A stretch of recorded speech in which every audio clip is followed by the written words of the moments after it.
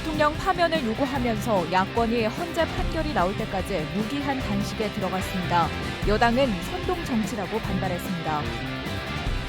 충북대에 난입해 현수막에 불을 지르고 폭력을 행사한 극우 유튜버들에 대한 비판이 확산되고 있습니다. 경찰이 수사에 착수했습니다. 선거용 논란이 일고 있는 이른바 김영환표 추경 예산에 대해 도의회에서 질타가 쏟아졌습니다. 그런데 도립파크골프장을 비롯한 상당수 예산이 그대로 상임위 문턱을 넘었습니다.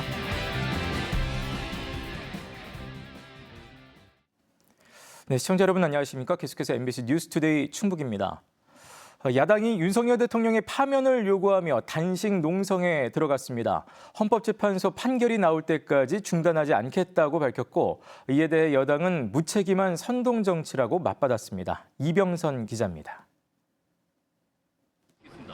민주공화국 수호하라! 수호하라! 수호하라!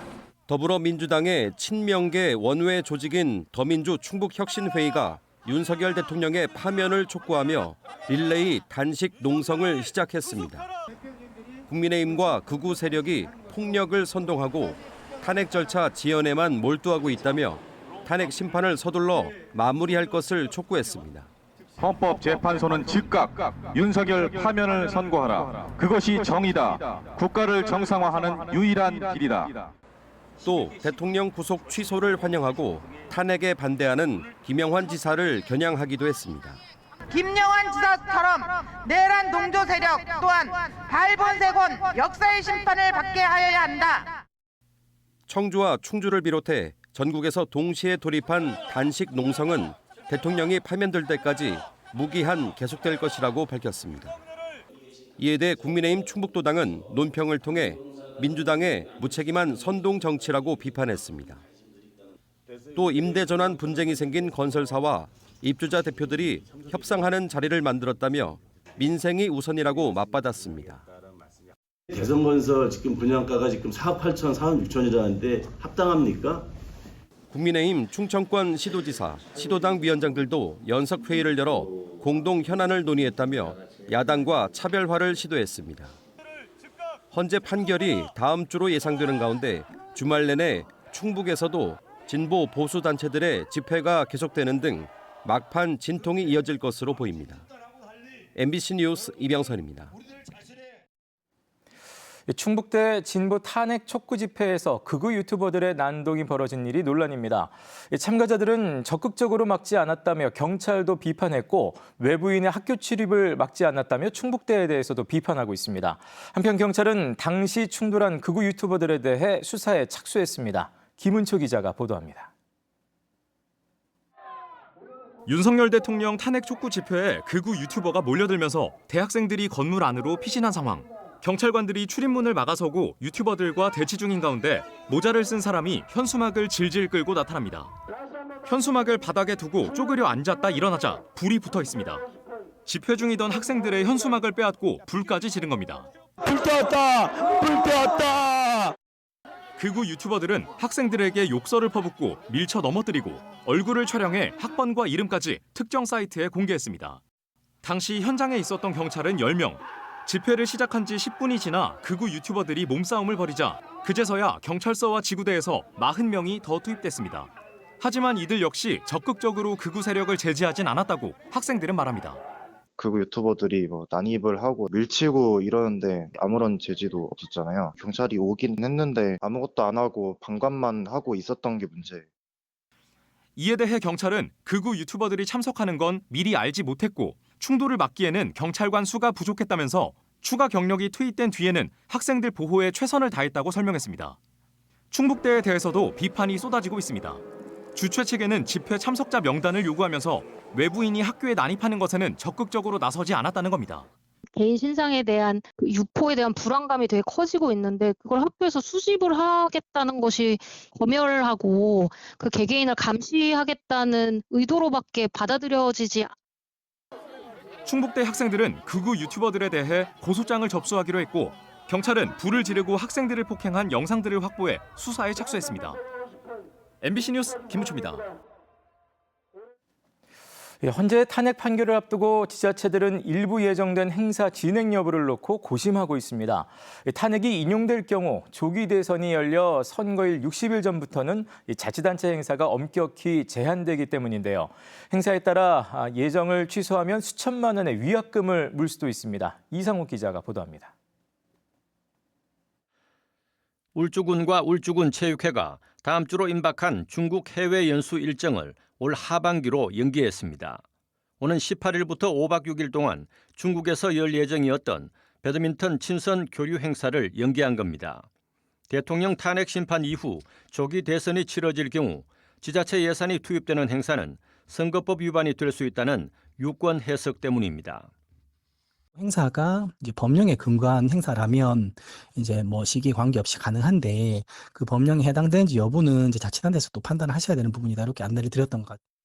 문제는 이미 항공과 현지 숙박 예약이 끝난 상태여서 위약금이 만만치 않다는 겁니다. 공무원과 체육회 임원, 배드민턴 선수 등 80명의 항공과 숙박 위약금만 3,780만 원. 오는 11월에 행사를 반드시 진행하고 또 취소할 경우 위약금을 2배로 낸다는 조건으로 겨우 위약금을 면제받았습니다. 계속 그 여행사 측에도 요청하고 뭐 해서 항공사 쪽 얘기해가지고 우리가 취소하는 게 아니고 연기하는 걸로 하니까 금액이 작은 금액도 아니고 좀 세이브를 좀 해달라. 최종적으로 이제 그거 세이브 해주기로. 반면 이달 말로 예정된 울주군의 후계 농업 경영인 해외 연수는 그대로 진행될 예정입니다. 오는 27일부터 7박 10일 동안 4,400만 원을 들여 그리스와 터키 등을 방문하는 일정입니다. 이 행사는 목적이 뚜렷하고 특정일에 반드시 열려야 하는 행사로 분류돼 선거법에 저촉되지 않는다는 유권 해석을 받았습니다. 현행 공직선거법은 선거일 60일 전부터는 자치단체가 주최하거나 후원하는 사업설명회나 공청회, 체육대회 등을 엄격히 제한하고 있습니다. 대통령 탄핵 심판 선고가 초읽기에 들어간 가운데 지자체마다 봄철 행사 진행 여부를 놓고 고심을 거듭하고 있습니다. MBC 뉴스 이상욱입니다. 참여자치시민연대가 헌재 탄핵 판결을 앞두고 청주시의회가 관광 일색의 연찬회를 진행했다며 비판하고 나섰습니다. 충북 참여자치시민연대는 논평을 통해 탄핵 심판 선고를 앞두고 혼란이 이어지는 상황에서 사흘 동안 4,900만 원의 혈세를 들여 관광 일정이 대부분인 연찬회를 다녀온 청주시의회에 아니라고 무책임한 선택에 심각한 유감을 표한다고 비판했습니다. 이들은 또 추경을 앞둔 민감한 시기에 이범석 시장이 의원들과 연찬회 만찬을 즐긴 것도 매우 부적절했다고 덧붙였습니다. 충청북도의 추경안 중 김영환 지사의 추진 사업에 대해 도의회가 예산심사에서 질타했습니다.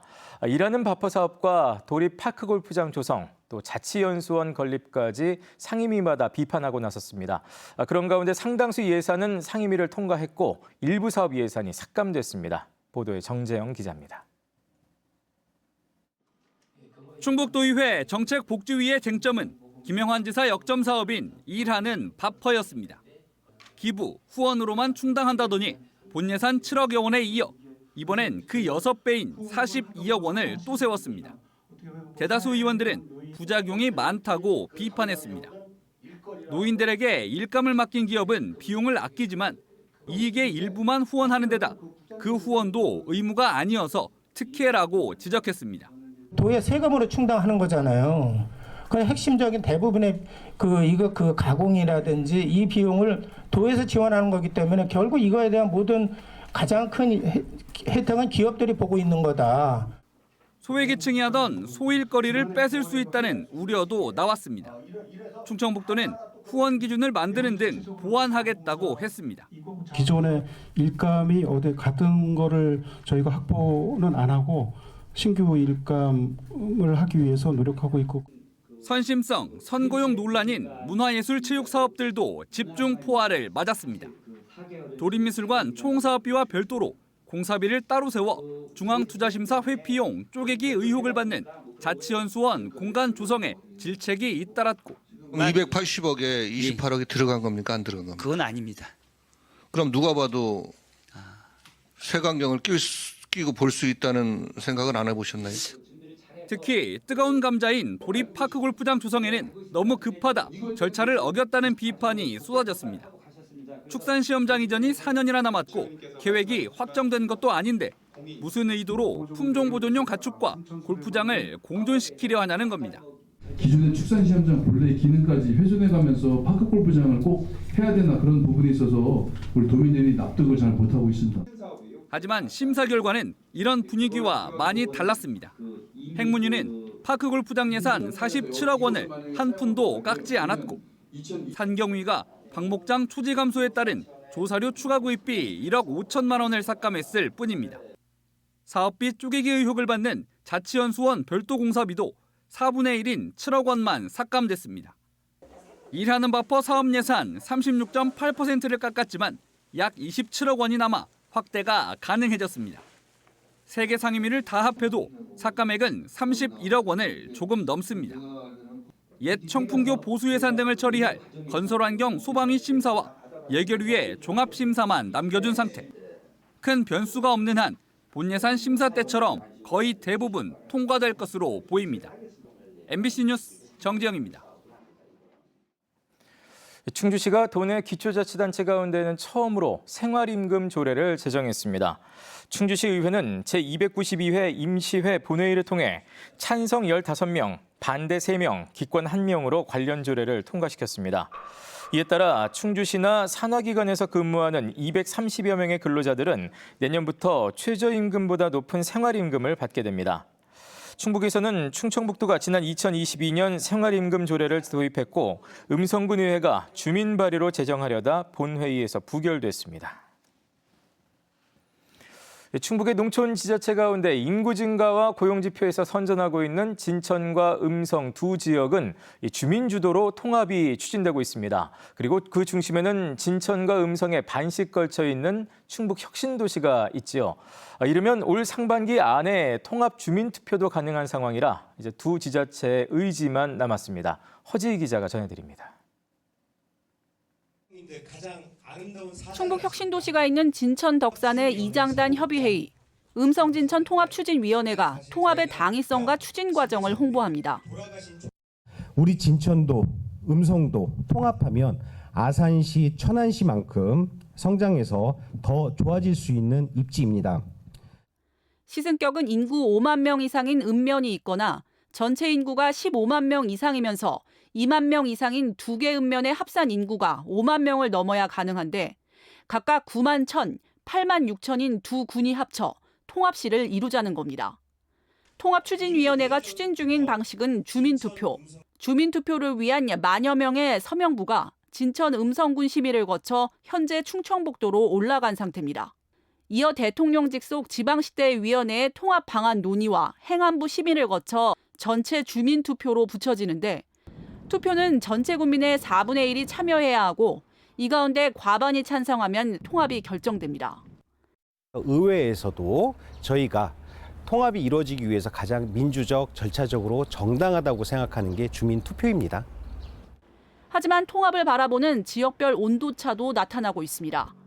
일단 음성 맹동과 진천 덕산 2개 지역으로 이루어져 이원화된 행정체계가 불편한 충북 혁신도시에선 환영하고 있습니다. 혁신도시는 그래도 이 국가 균열 발전을 위해서 이 나라에서 이게 지정해가지고 만들었는데 이게 양군이 합쳐가지고 시가 하루빨리 조속하게 된다면은 모든 많은 시너지 효과가 있을 거로 보고 있습니다. 반면 혁신도시 외 지역에선 아직은 잘 모르겠다는 의견도 적지 않습니다. 글쎄 아직은 뭐 크게 여론화가 아직 안 됐기 때문에 좀 추후 한번 보고서 보여야 될 것 같아요. 아직. 결국 두 자치단체장이 얼마나 의지를 갖고 통합을 추진할지가 변수인데 음성과 진천 모두 통합 대신 따로 시승격을 추진하고 있습니다. 통합추진위원회는 일단 이르면 올해 상반기 안에 주민투표가 가능할 것으로 보고 있습니다. 통합주민투표는 우여곡절 끝에 2014년 통합을 이룬 청주 청원에 이어 도내에선 두 번째 시도로 투표 성립 조건이 과거 전체 주민의 3분의 1에서 4분의 1 참여로 완화됐다는 게 달라진 점입니다. MBC 뉴스 허지입니다. 충북경찰이 스토킹이나 교제폭력 등 고위험 범죄 피해자를 위한 민간 경호를 지원합니다. 이에 따라 심사위가 보복범죄 피해 가능성이 높은 대상자를 결정하면 최장 28일 동안 민간 경호원 2명이 하루 10시간 동안 출퇴근에 동행하며 피해자를 근접 경호하게 됩니다. 기존에는 피해자가 스마트워치로 112에 신고하면 경찰이 출동해 신변 보호를 해왔습니다. 충북교육청과 전교조 충북지부가 어제 2년 가까이 끌어온 노사협약을 타결했습니다. 양측은 지난 2023년 6월 절차 협의를 시작해 16차례 실무협의와 8차례 소위원회를 거쳐 요구한 57건 가운데 44건에 합의했습니다. 주요 합의안은 순회교사 처우 개선과 교원 업무 간소화, 기간제 교사 공무원 신체검사 비용 부담 완화 등입니다. 한편 충북교육청은 지난해 10월에는 충북교사노동조합과 정책협약을 통해 요구한 52건 가운데 30건에 합의한 바 있습니다.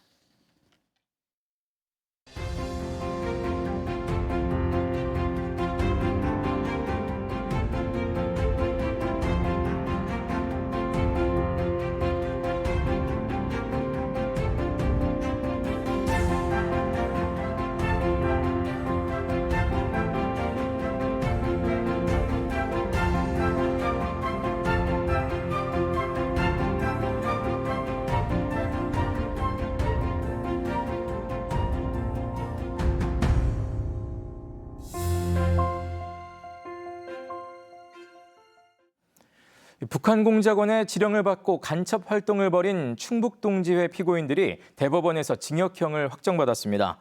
대법원 일부는 충북동지회 위원장 손모 씨에 대해 일부 유죄를 인정해 징역 2년을 선고한 원심을 확정했습니다.